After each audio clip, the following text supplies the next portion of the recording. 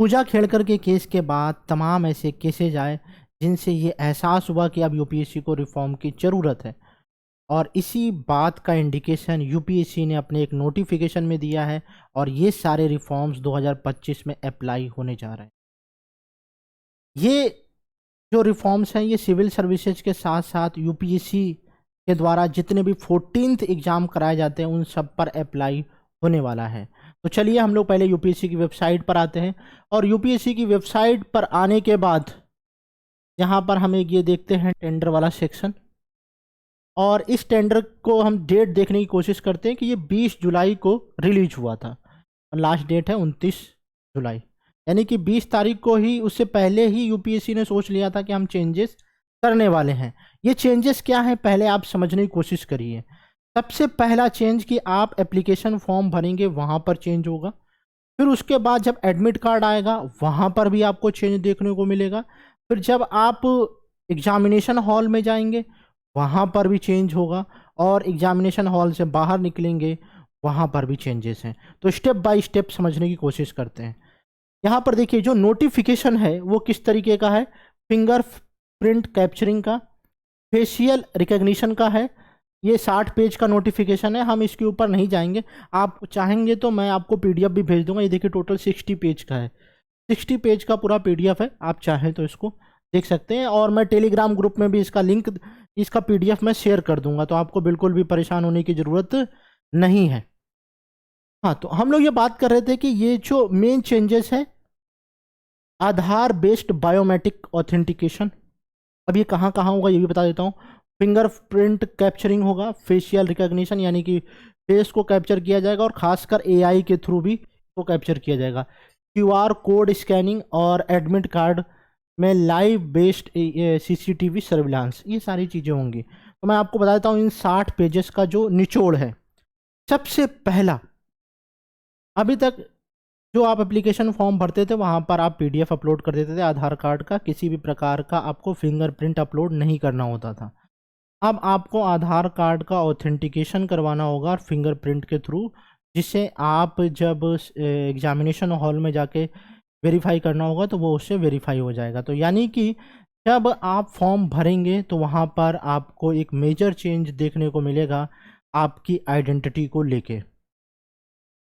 दूसरा, जब आप फॉर्म भर देंगे तो उसके बाद एडमिट कार्ड रिलीज होगा।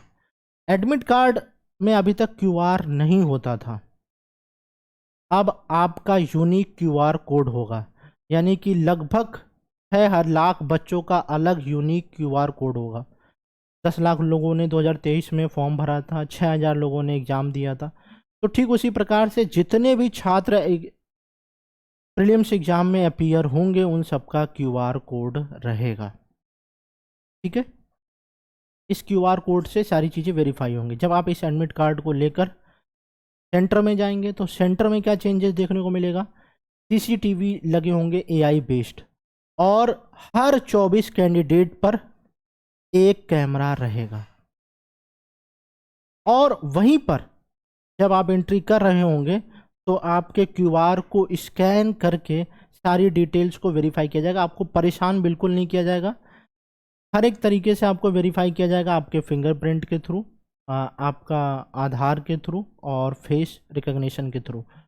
ये सब कुछ एआई बेस होगा, क्योंकि कुछ लोग जो है ना चश्मा लगाते हैं, कुछ लोग नहीं लगाते, तो उसको उस तरीके से वेरीफाई कर लिया जाएगा। वो कोई दिक्कत नहीं है, आपको परेशान होने की ज़रूरत नहीं है। ये इसलिए रखा गया ताकि चीटिंग को रोका जा सके।